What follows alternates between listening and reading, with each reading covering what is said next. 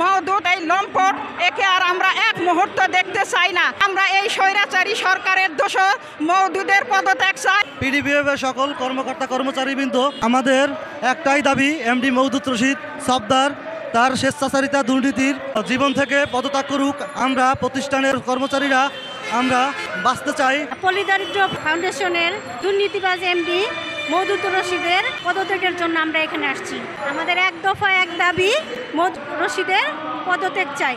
কুখ্যাত পিডিবিএফ এর ইতিহাসে আজ অবধি এই প্রথম একজন স্বৈরাচার এবং দুর্ধর্ষ ব্যক্তি মওদুদের পদত্যাগে আমরা তার কাছে বিভিন্নভাবে নির্যাতিত, নিপীড়িত এবং অসহায় অবস্থায় আমরা অনেকে চাকরিচ্যুত হয়েছি, মামলায় ঝুলে রয়েছি এবং অনেকে চাকরি স্থায়ীকরণ করা হয় নাই। অনেকের পেনশনের টাকা নিয়ে ৯/৬ বিভিন্নভাবে আর্থিক অনিয়ম এবং পিডিবিএফকে ধ্বংসের এক ধরনের পায়তারা চলছে। আমরা এই পিডিবিএফকে ধ্বংস করতে দিব না। আমরা এক দফা এক দাবি, মওদুদের পদত্যাগ চাই।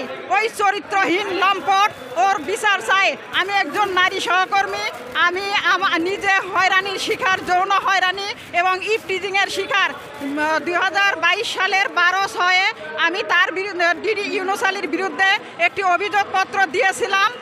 আমি বিচার চাইয়ে আজও পর্যন্ত হয়রানি হয়ে চলছি। শেষ পর্যন্ত বিচার তো করেই নাই, আমাকে চাকরিচ্যুত করা হয়েছে। যদি তিনি স্বেচ্ছায় পদত্যাগ না করেন, আমরা লাগাতার কর্মসূচি ঘোষণা দিয়েছি এবং আমরা সারা বাংলাদেশ আমরা প্রতিটি অফিসে তালা ঝুলাবো। আপনারা প্রিন্ট মিডিয়া যারা আছে, যারা আপনারা সাংবাদিক আছেন, তার স্বেচ্ছাচারিতা দুর্নীতির জন্য আমরা তাকে যেন কাঠগড়া আদালতের দ্বারস্থ বিচারের আইনের আওতায় আনতে পারি। আমাদের এই বর্তমানের এমডি সে একজন দুর্নীতিবাজ। আজকে আমাদের যে মিরপুর ২ যে আমাদের অফিস ৬তলা ভবন, সেই ভবনের দাম মাত্র ৬ কোটি টাকা। আজকে সে দুর্নীতিভাবে একা টেন্ডার ফেলিয়ে ১৬ কোটি টাকায় সেই বিল্ডিং কিনে।